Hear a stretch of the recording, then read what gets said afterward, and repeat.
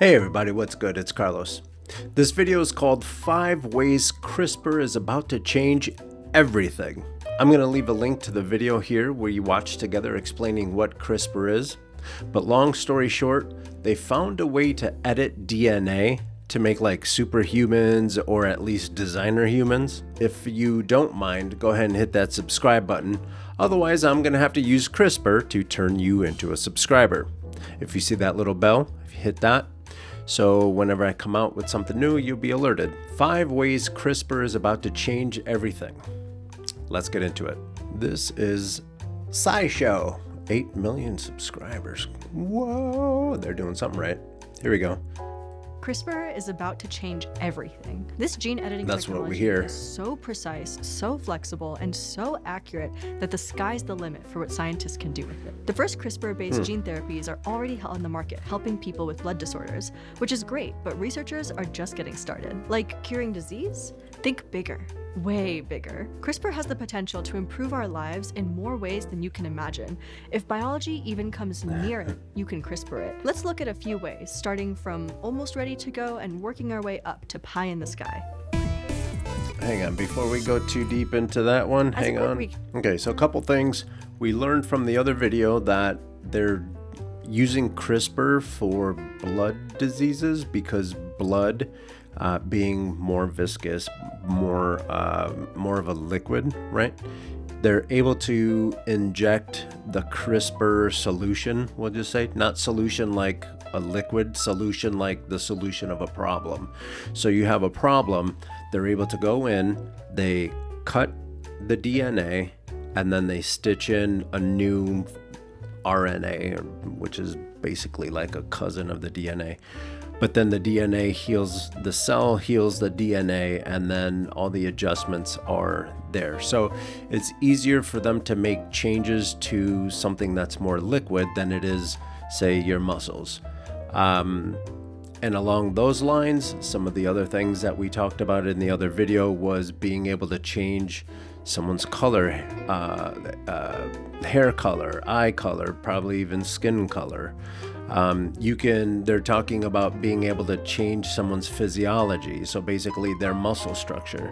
You might have a family that is generationally skinny, but then you make changes to a fetus's DNA and it comes out looking like Arnold Schwarzenegger. These are some of the things that they're proposing CRISPR would be able to, I guess, help out with or not help out with. More problems causing? I don't know. We'll find out. As a quick recap, CRISPR refers to a family of gene editing technologies. Scientists can direct CRISPR anywhere in the genome, and when there, it can deactivate a gene or add in new genetic information, depending on what type of CRISPR you're using. Some kinds even do something other than editing, like delivering cargo to a specific sequence, and the result is the ability to rewrite genes with almost complete freedom.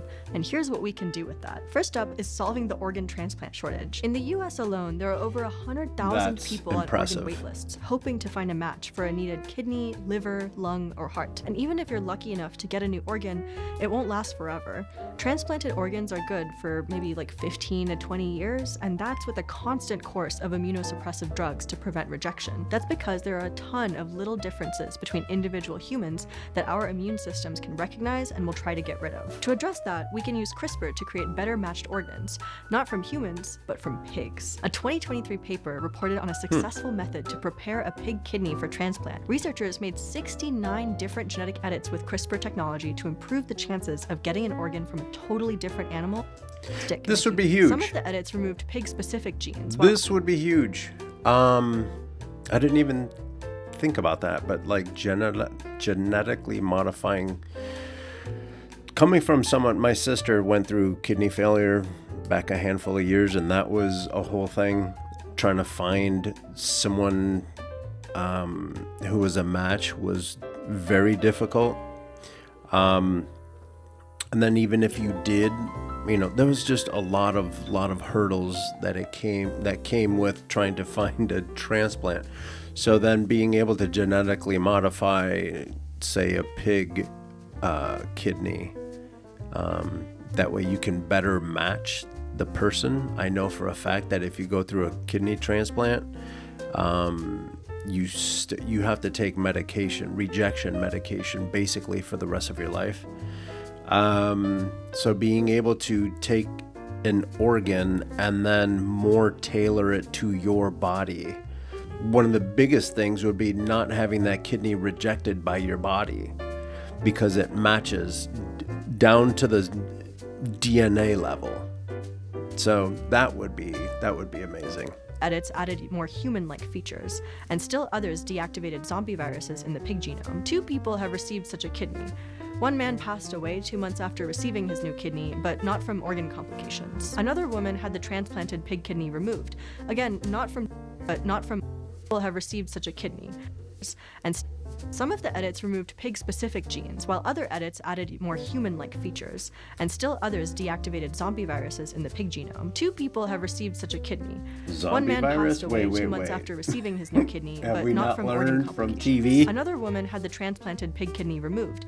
Again, not from transplant rejection, but from blood flow problems that damaged the organ's functioning. Editing animal organs to be more human-compatible has 2 huge bonuses.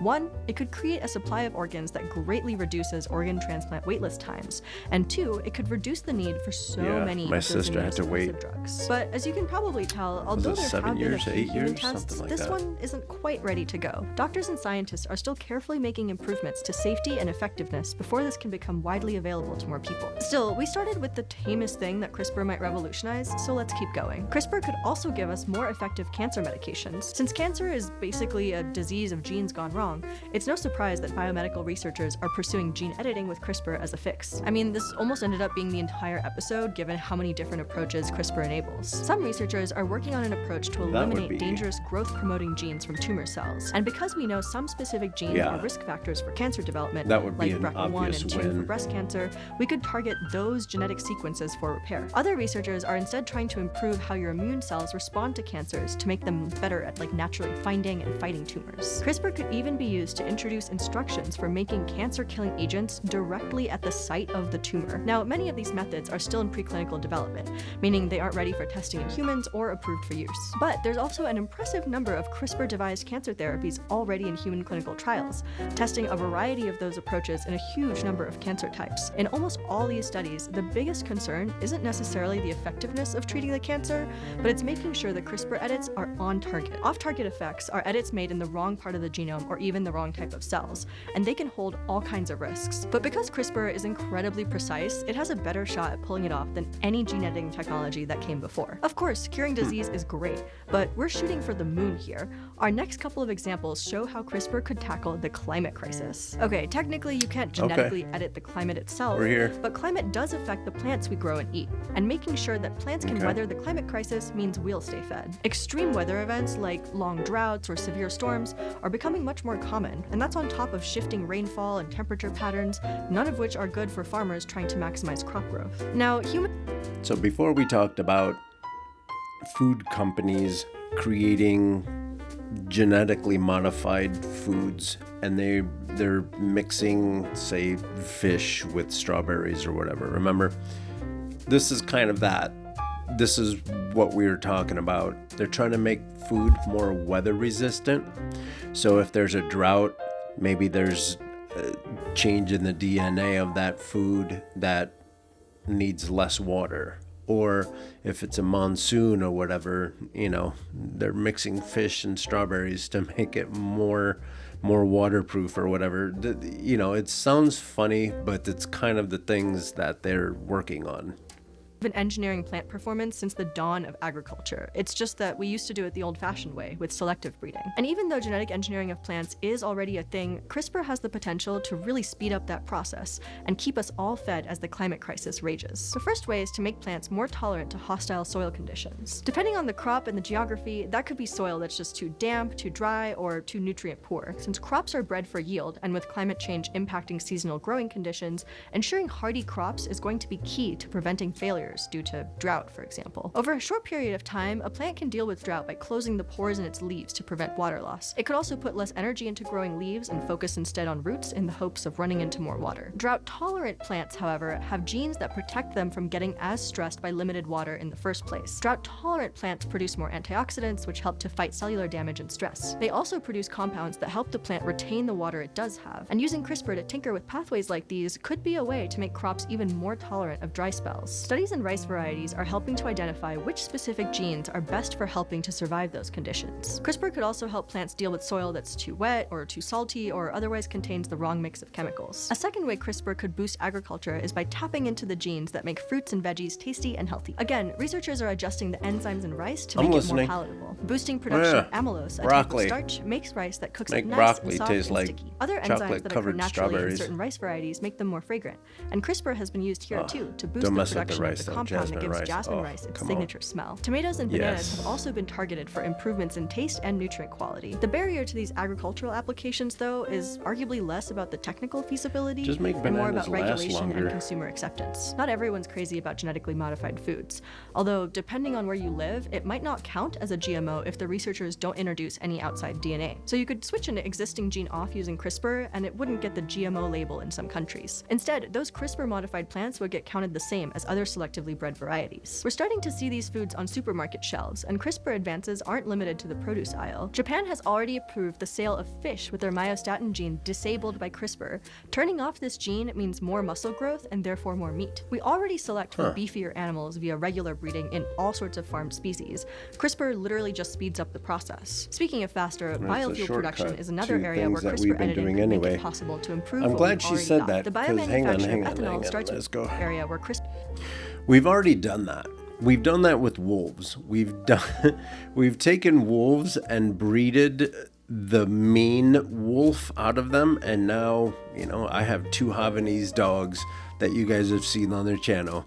They're not anywhere. I mean, you get close to Ricky's food, he turns back into a wolf, but that's different. We've already done this genetically modifying thing, so we need to investigate. We need to have the conversation like we did in that other video. We need to have that conversation to see where we're going with this. Making bigger fish could help solve the food problem, or if you're in America, you're just gonna eat bigger fish. Like, we are not large people on accident. Like, if it's there, we eat it. So that's the thing. Like, we can do that, but we also have to teach ourselves how to not overindulge.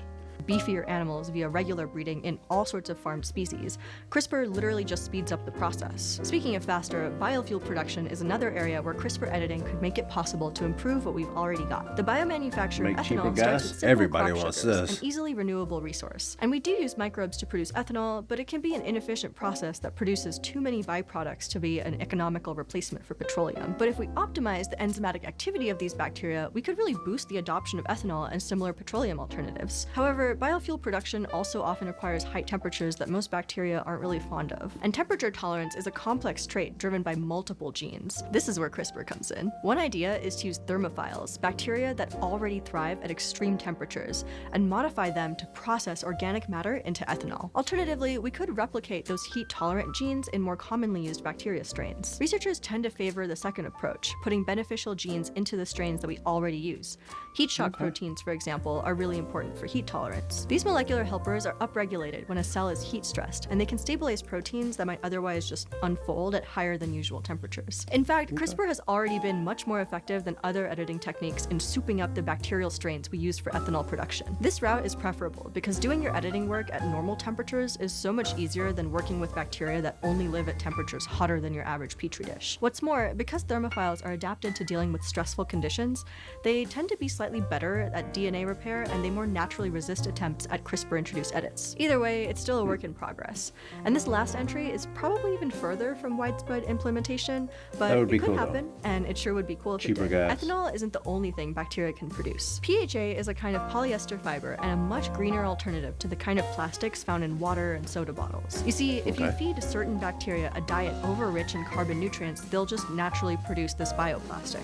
We just need a way to make it cheaper to produce than oil-based synthetic plastics. And CRISPR could do just that by targeting the right metabolism genes. Just like for ideal ethanol production, the bacteria that produce PHA need to survive on the right mix of a simple food source, produce a lot of that desired PHA compound, and create minimal waste. Labs are already at work to identify the genes critical for PHA production in a variety of bacterial strains. And the latest studies demonstrate protocols for clean edits and improved productivity, although we're still a ways away from efficiency on an industrial scale. So there you have it. CRISPR is such a powerful tool, it has the potential to address problems you'd never associate with genetic engineering. It's not the only thing that's going to fix the climate crisis, but it's really amazing that it can help so many problems. That's very true, young lady. Very true. So CRISPR, make cheap gas. I think that's what everyone wants out of all of this scientific exploration, is cheaper gas. Anyway, I hope you liked this video. There's another one on CRISPR that I have locked and loaded I wanted to check out with you guys. If you want to come hang out with me and watch videos while I work on some projects, hit that subscribe button and the little bell right next to it. Every time I come out with the video, you'll be alerted and we can keep these conversations going. I do have some art related stuff scheduled, so it's not always going to be like super sciencey and stuff, but I just find these videos so interesting. Remember, like, share, subscribe. And with that, I'm out.